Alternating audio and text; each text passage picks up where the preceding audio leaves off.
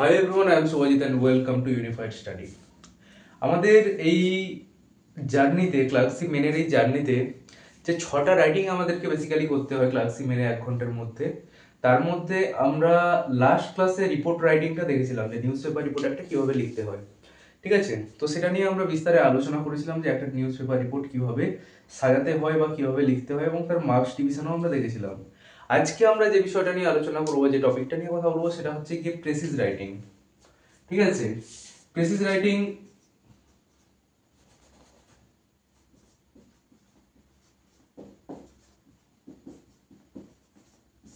প্রেসিজ writing basically একটা থাকে যেটা হচ্ছে 15 মার্কসের, ঠিক আছে। তো 15 মার্কসের একটা প্রেসিজ রাইটিং করতে হয়। এবারে আসছে হচ্ছে প্রেসিজ রাইটিং বিষয়টা কি। দেখো, যদি সহজ ভাষায় যদি বলি, প্রেসিজ রাইটিং হচ্ছে গিয়ে এক কথায় বলতে গেলে বাংলাতে হচ্ছে যাকে আমরা বলি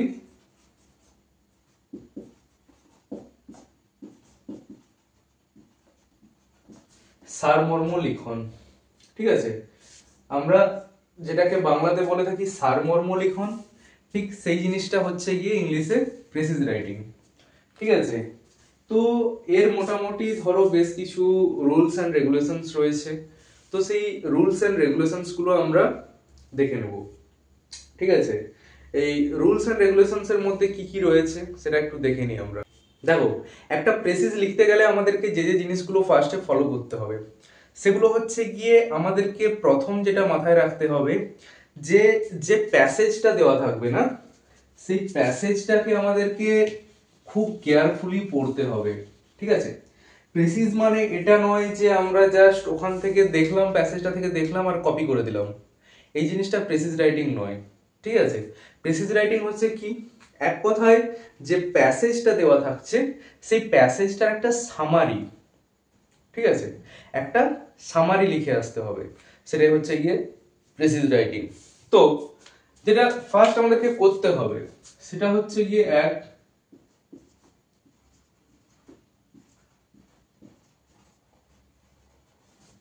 রিড কেয়ারফুলি, ঠিক আছে। যে প্যাসেজটা দেওয়া থাকছে সেই প্যাসেজটাকে আমাদেরকে খুব সুন্দরভাবে কিন্তু পড়তে হবে। দরকার পড়লে 2 বার থেকে 3 বার রিড করতে হতে পারে।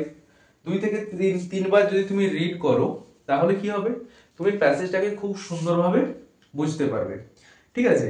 এরপরে নেক্সট যদি বলি, সেটা হচ্ছে গিয়ে যে আমাদেরকে সেকেন্ড যেটা করতে হবে, যে এই 2 থেকে 3 বার রিড করার পরে আমাদেরকে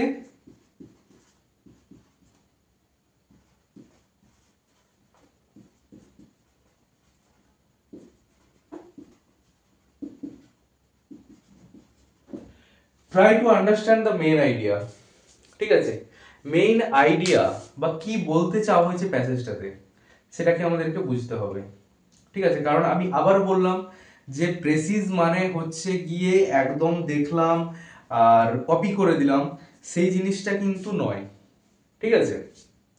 নেক্সট কি করতে হবে, এবারে আসছি আমরা, এটা গেল আমাদের বলতে পারো লেখার আগে, ঠিক আছে। আরেকটা জিনিস করতে পারো যে একটা রাফ ওয়ার্ক করে নিতে পারো, ঠিক আছে। যে ধরো প্রেসিজ রাইটিংটা যেটা তুমি করবে সেটা ফাইনাল প্রেসিজ রাইটিং করার আগে তুমি একটা জাস্ট রাফ ওয়ার্ক করে নিলে, যদি টাইম পাও সেক্ষেত্রে এই জিনিসটা করতে পারো। এটা তোমার হেল্প করবে রাইটিংটাকে ফাইনাল যে তুমি লিখবে সেটার ক্ষেত্রে এটা তোমাকে হেল্প করবে, ঠিক আছে। তো এগুলো গেল হচ্ছে গিয়ে মানে পড়ার ক্ষেত্রে, ঠিক আছে। তুমি লেখা স্টার্ট করার আগে এগুলো বেসিক্যালি তুমি একটু করে নিলে, যে একবার ভালো, তো 2 থেকে 3 বার ভালো করে পড়লে, মেইন আইডিয়াটাকে বোঝার চেষ্টা করলে, একটা রাফ ওয়ার্ক করে নিলে। এবারে আসছি ফাইনাল রাইটিং এর ক্ষেত্রে। দেখো, ফাইনাল রাইটিং এর ক্ষেত্রে যদি বলি, সেক্ষেত্রে আমাদেরকে যে যে জিনিসগুলো ফলো করতে হয় সেটা হচ্ছে, একে যদি বলি যে একটা তোমাকে টাইটেল দিতে হবে, ঠিক আছে। একটা খুব সুন্দর তোমাকে টাইটেল দিতে হবে, ঠিক আছে। এখানে একটা খুব সুন্দর তোমাকে টাইটেল দিতে হবে, ওকে। নেক্সট আসছি 2 নম্বরে কি, নম্বরে হচ্ছে আমাদেরকে এটা মাথায় রাখতে হবে, এটা আমি অ্যাডিশনাল হিসেবে বলে দিচ্ছি, লেখার ক্ষেত্রে কিন্তু যেটা প্যাসেজ থাকবে সেই মেইন প্যাসেজের 1/3 ওয়ার্ডে তোমাকে কিন্তু লিখতে হবে। মেইন প্যাসেজে যতগুলো ওয়ার্ড থাকবে, ধরো আমি বলে দিলাম মেইন প্যাসেজে 90 ওয়ার্ডস রয়েছে, ঠিক আছে, আমি ধরলাম যে মেইন প্যাসেজে 90 ওয়ার্ডস রয়েছে, তাহলে তোমার কিন্তু প্রেসিটা হয়ে যাবে সেখানে এর 1/3, মানে 30 ওয়ার্ডস এর মধ্যে তোমায় কিন্তু প্রেসিটা এটা লিখে আসতে হবে। ঠিক আছে, চেষ্টা করবে যে প্যাসেজটা দেওয়া থাকবে তার ওয়ার্ডটাকে কাউন্ট করে নেওয়ার, সেটা যদি করতে পারো তাহলে কিন্তু খুব ভালো হবে। ক্লিয়ার? নেক্সট হচ্ছে গিয়ে যে লেখার ক্ষেত্রে অ্যাভয়েড করবে ডিরেক্ট স্পিচ যেগুলো, ঠিক আছে,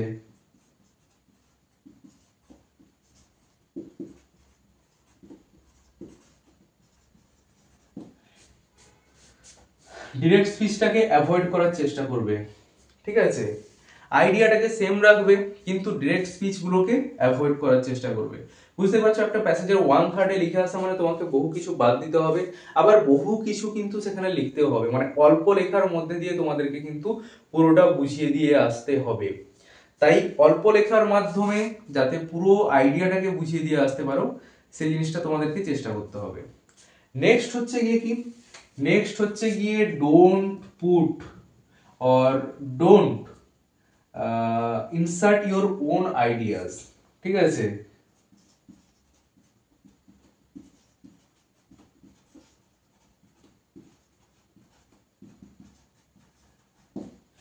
মানে কি, মানে হচ্ছে তুমি তোমার মতামত, ঠিক আছে, বা তোমার আইডিয়া, সেগুলো ওখানে কিন্তু তুমি পুট করতে পারবে না।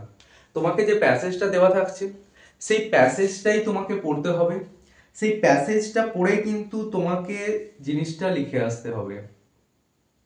ঠিক আছে, সেই প্যাসেজটা পড়ে তোমাকে এই জিনিসটা কিন্তু লিখে আসতে হবে।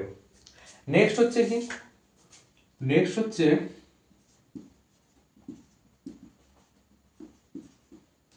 ইউজ সিম্পল ওয়ার্ডস।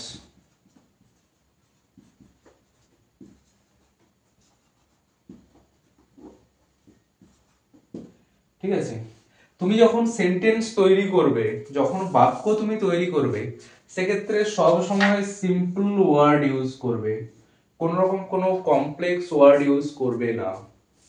ঠিক আছে, যতটা সিম্পল ওয়ার্ড ইউজ করে তুমি তোমার আইডিয়াটাকে এক্সপ্রেস করতে পারবে, ততটাই কিন্তু তোমার প্রেসিটা গ্রো করবে, ততটাই কিন্তু তোমার প্রেসিটা একটা ইম্প্যাক্টফুল রাইটিং কে পোর্ট্রে করবে। ঠিক আছে, হ্যাঁ, তার মানে এটা নয় যে একদমই কিছু অ্যাড মানে সেরকম ওয়ার্ড দিলে না, এরকম বিষয়টা নয়। চেষ্টা করবে যে কিছু ওয়ার্ড, যেমন ধরো ওয়ার্ড রিপিটটাকে, ধরো কোনো ওয়ার্ড ওয়ার্ড রিপিটটাকে অ্যাভয়েড করবে।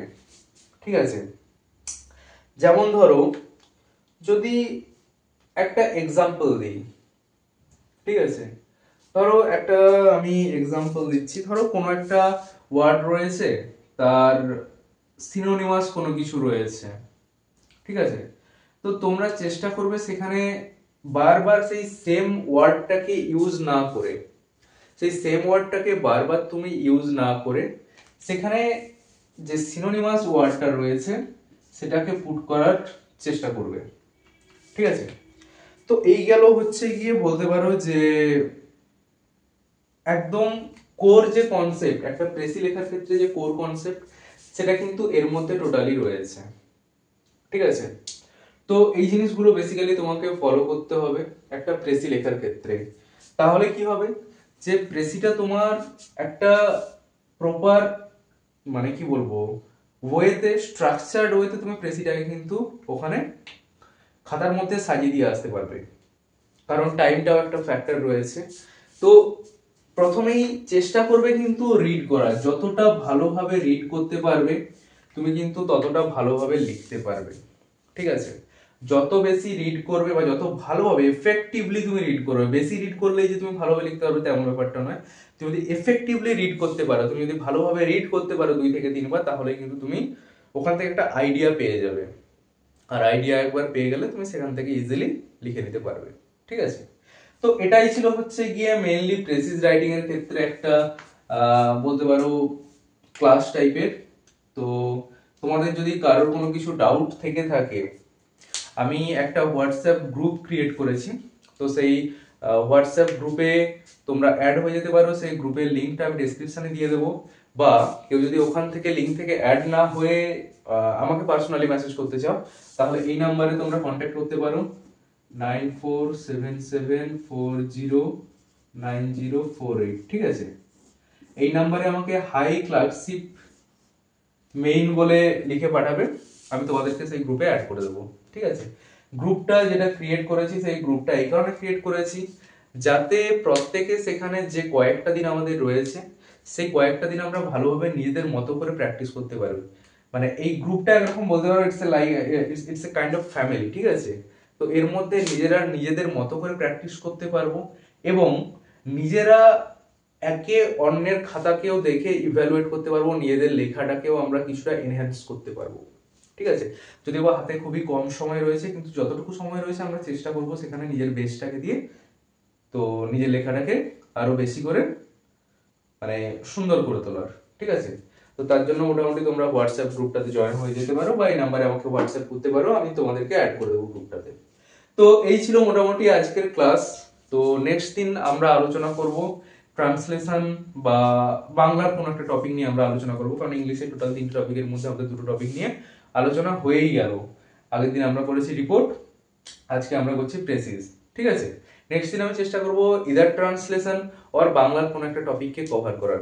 ঠিক আছে, এতে কি হবে, প্রত্যেক দিন আমরা চেষ্টা করছি প্রত্যেক দিন বা অল্টারনেট ডেতে একটা করে টপিক কিভাবে লিখতে হবে, অ্যাটলিস্ট স্ট্রাকচারটা যদি আমরা জানি, বাকি ওয়ার্ড বা ওগুলো আমরা লিখে লিখে প্র্যাকটিস করে নিতে হবে, কিন্তু ফার্স্টে আমাদের যেটা জানতে হবে সেটা হচ্ছে স্ট্রাকচারটা কেমন, কিভাবে আমরা লিখবো। তো সেই জিনিসগুলোই আমি আপাতত আলোচনা করছি। ঠিক আছে, তো এটা গেল আজকে প্রেসিজ রাইটিং এর উপর। নেক্সট অন্য একটা টপিক নিয়ে আলোচনা করব। আজকের মতো এ পর্যন্তই, টাটা।